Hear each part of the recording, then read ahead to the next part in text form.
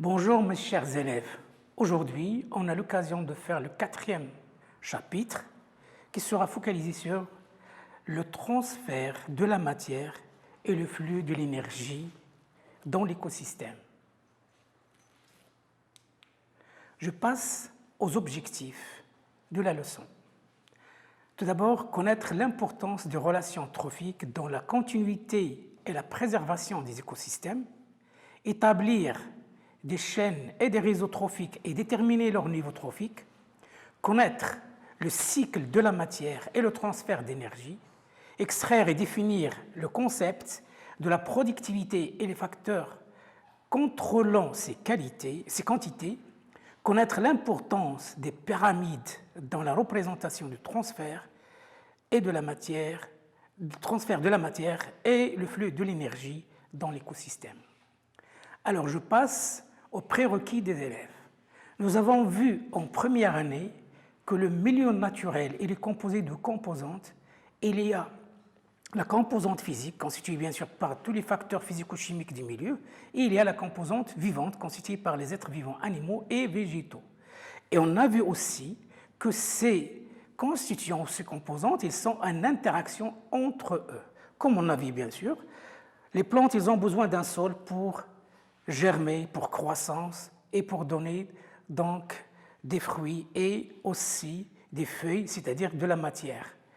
Aussi, dans le sol, on trouve aussi des animaux qui vivent aussi entre eux en relation entre eux par des relations trophiques ou bien autres relations.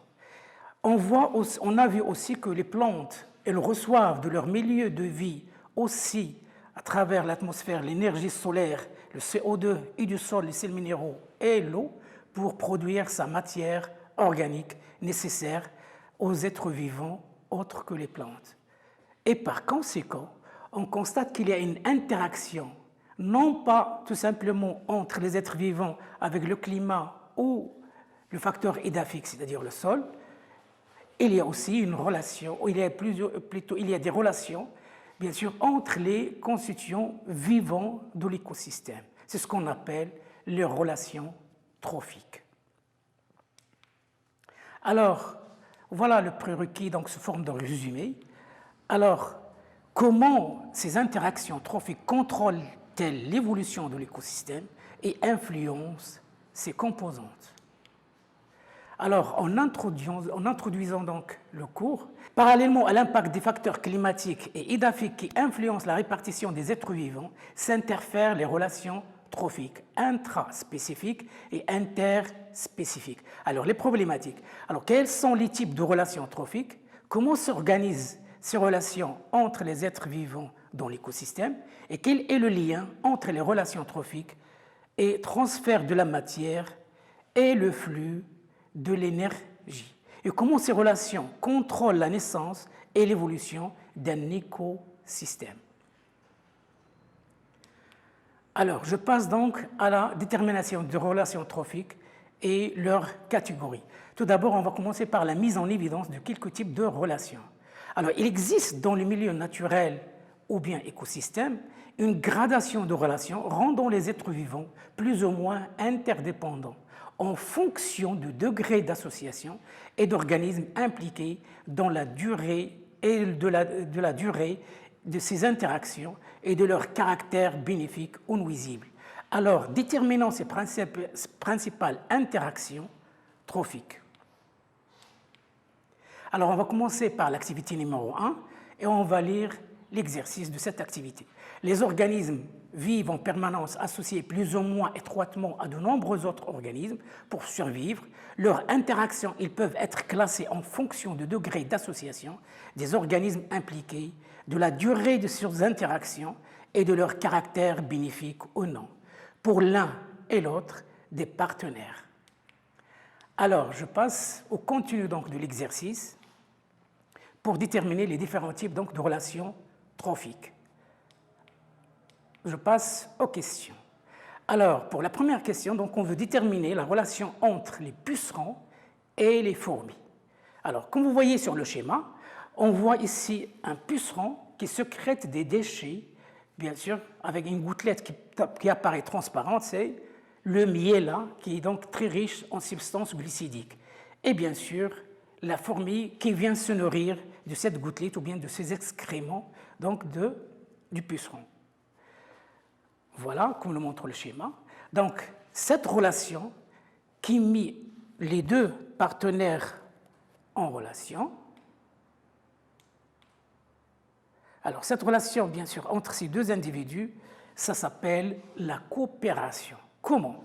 Parce que la fourmi, il tire bénéfice donc de cette relation en mangeant le sucre ou bien les substances sucrées, et en même temps, la fourmi, il nettoie et protège le puceron, bien sûr, des substances collantes et, bien sûr, pour mener une vie normale. Alors, sans les fourmis, donc, les pucerons, ils seront, bien sûr, détériorés, bien sûr, par le miella qui va les coller et empêcher leur déplacement. Donc, cette relation, ça s'appelle la coopération.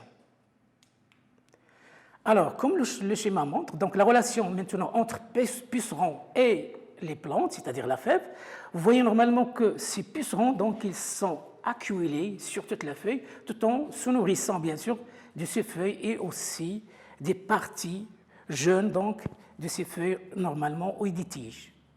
Donc, la relation là, c'est une relation donc, de parasitisme. Vous voyez aussi une troisième relation, c'est entre les pucerons et les coccinelles. Les coccinelles, ils se nourrissent, bien sûr, du puceron, et ces dernières, donc, ils seront détruits. Et par conséquent, la relation, c'est une relation de prédation. Alors, dans le quatrième exemple, donc, on a deux espèces végétales. Donc, on a associé le radis et le blé dans le même champ. On a constaté après la récolte qu'il y a une diminution de production de 34% pour le radis et une diminution de 36% pour la production du blé. Donc, c'est une relation qui unit deux individus d'espèces différentes, donc c'est une relation interspécifique, qui se fait dans un milieu naturel où il y a les mêmes ressources de nutrition, de l'habitat et bien sûr de l'eau pour les deux espèces. Et bien sûr, vu leurs différences, donc une espèce, il tire profit mieux que l'autre et par conséquent, il y a ce qu'on appelle une concurrence ou bien une compétition entre les espèces. Et on parle bien sûr de la relation compétition.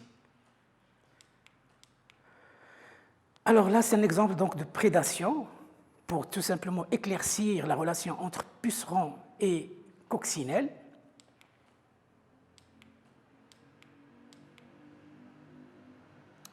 Alors, la mise en évidence de quelques types donc, de relations. Alors, toujours la suite. Aujourd'hui, on va voir une relation entre deux individus, donc d'espèces différentes. Alors, dans cette relation, on a un champignon et on a une algue. Alors, les champignons, ils stockent de la matière minérale, alors que les algues, ils produisent la matière organique. Alors, les champignons, ils ont besoin de la matière organique, et les algues, elles ont besoin des sels minéraux et de l'eau. Et par conséquent, donc, les champignons, ils vont produire des sels minéraux et les présenter donc aux algues, et les algues, elles vont produire donc les sels minéraux, les algues produire les matières organiques et les fournir, bien sûr, aux champignons. Donc, les deux espèces, elles interprofitent de cette relation. Donc, on appelle une telle relation une relation symbiotique. On parle aussi de symbiose.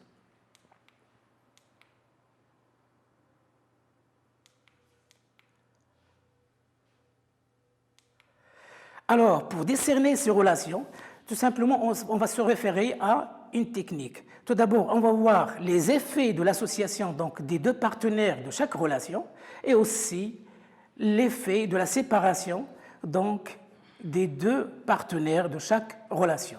Alors, lorsqu'on a vu le puceron et les végétaux, donc on constate que les pucerons ils tirent profit, donc une réaction positive pour eux, mais qui vont détruire les végétaux et par conséquent, donc lorsqu'on les sépare, donc les pucerons donc ils seront donc influencés négativement, tandis que les végétaux donc ils vont continuer leur vie normale et croître normalement. Donc cette relation dont un seul type un seul partenaire qui tire profit, et l'autre, il sera donc infecté ou affecté négativement. Donc, on l'appelle parasitisme.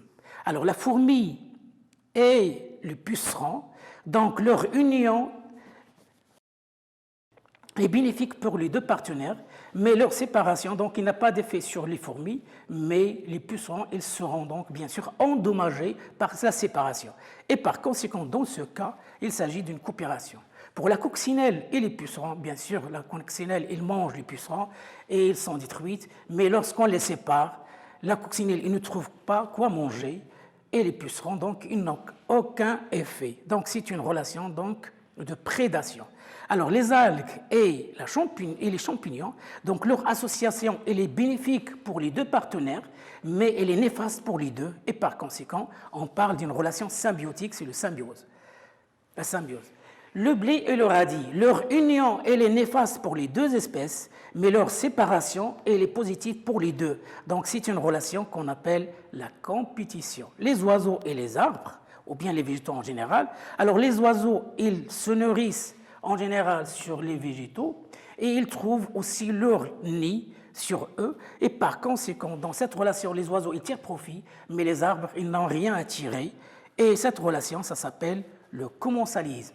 Alors, après la distinction par le gain et la perte entre les deux partenaires dans chacune de ces relations, on passe à la définition de ces différentes relations. Alors, je lis tout simplement la définition au début, puis on va tirer le nom de chaque relation. Alors, une relation trophique interspécifique en faveur d'un prédateur nuisible pour la proie, bien sûr, c'est une relation de prédation. La relation trophique interspécifique, c'est-à-dire entre deux espèces différentes, basée sur l'exploitation d'un être vivant appelé hôte, est bénéfique pour l'autre, dite parasite. Bien sûr, c'est le parasitisme. La relation interspécifique non obligatoire et non permanente, bénéfique pour les deux partenaires, bien sûr, c'est une relation de coopération. Et on va voir la différence entre coopération et symbiose.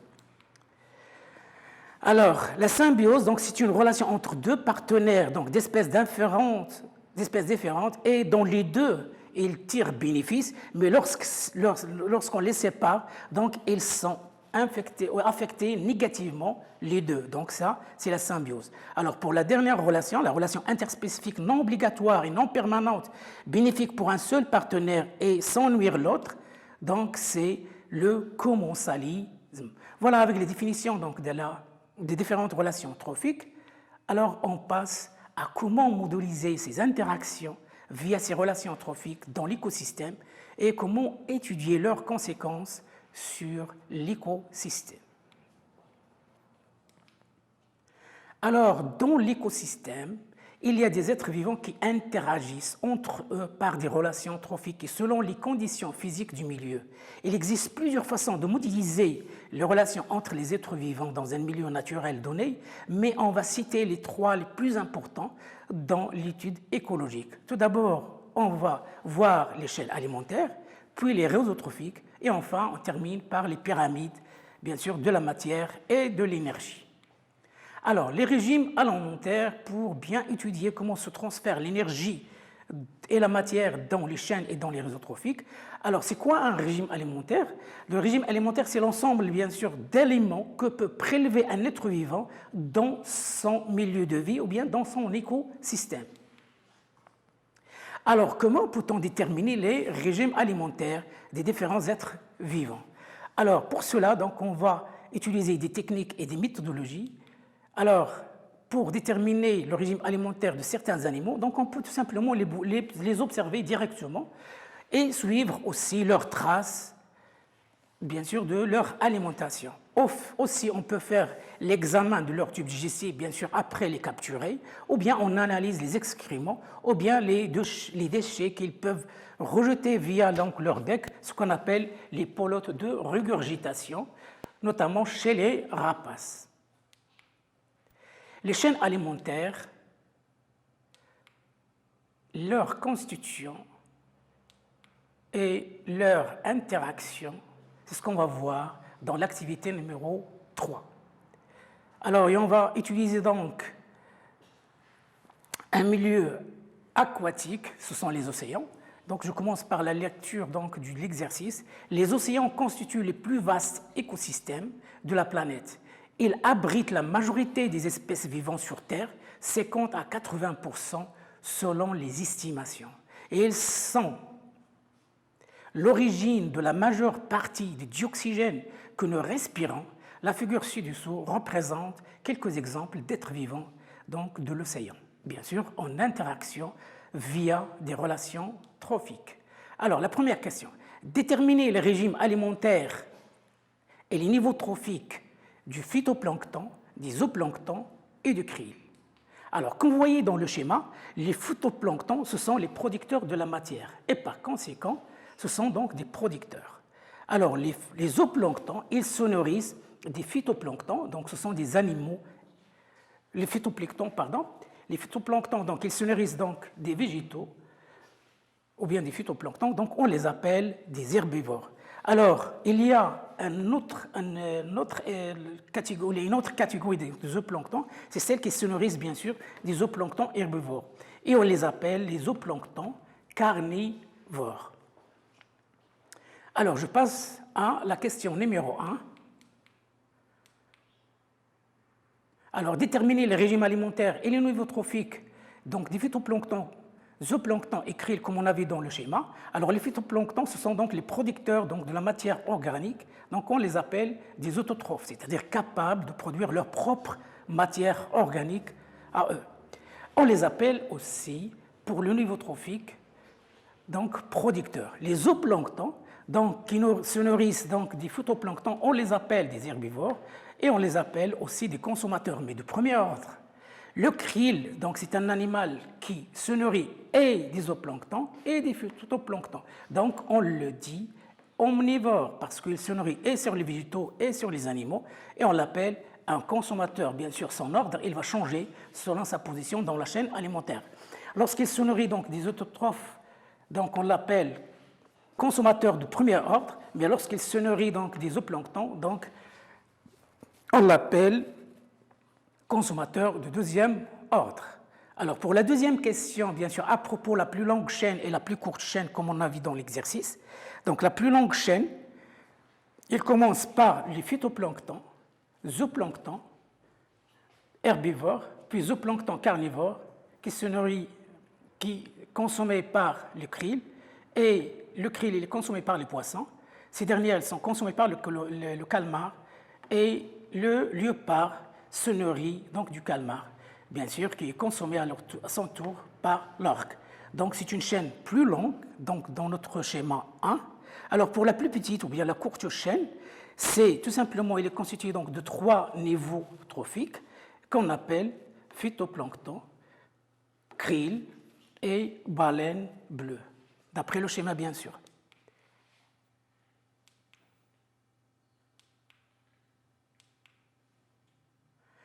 Alors, il faut définir maintenant les différents constituants de la chaîne alimentaire. On commence par les producteurs. Alors, les producteurs, ce sont tout simplement l'ensemble donc, des plantes chlorophylliennes qui produisent donc, la matière organique à partir des sels minéraux, l'eau et de l'énergie solaire, bien sûr, qu'ils reçoivent dans leur milieu naturel, bien sûr, à travers des rayons solaires. Alors, les consommateurs, ce sont des animaux hétérotrophes qui dépend de la matière organique produite par les producteurs essentiellement. Et on en distingue selon leur position dans la chaîne alimentaire en plusieurs niveaux. Alors, pour ceux qui consomment les végétaux, on les appelle des consommateurs du premier ordre, c'est-à-dire ils se nourrissent tout simplement donc des herbivores. Pour les consommateurs du second ordre, donc ce sont ceux qui consomment les herbivores. Alors, pour les consommateurs tertiaires, quaternaires et aussi les 5e niveaux, donc, ils se nourrissent donc des différents carnivores, c'est-à-dire des animaux carnivores. Voilà pour les niveaux trophiques de la chaîne, mais chaque chaîne, il se termine par un autre maillon. Donc, ce sont les décomposeurs, bien sûr, qui terminent toutes les chaînes de l'écosystème. Alors, les décomposeurs donc, regroupent l'ensemble donc, des micro-organismes, les larves d'insectes, qui occupent donc, le maillon, comme j'ai dit, terminale ou bien finale de la chaîne, et ils sont chargés de dégrader la matière organique issue des autres niveaux trophiques. Donc, ils décomposent cette substance organique par le phénomène de minéralisation.